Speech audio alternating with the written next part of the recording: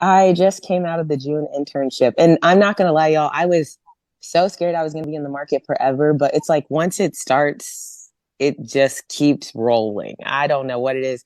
People are like half of the time because my resume is so stacked, and once I do my tell me about yourself, they're like, well, I kind of don't have any more questions to ask you. So then they just ask me scenario questions. And Yeah. I'm like, whoa, okay. So really everything that they taught us, like, no, like seriously, everything you guys have taught me, I have been able to like over answer questions. So sometimes I'll answer a question and they're like, well, that covers the next question I was going to. They're both direct hire. And honestly, they've been super transparent with me. They're like, the workload's going to be a lot, but since it's Okay. a background I'm familiar with, um, I was like, I don't want to overdo it. So I was like, I'm just going to commit to one because the salary is more than I was expecting. So yeah, that's good.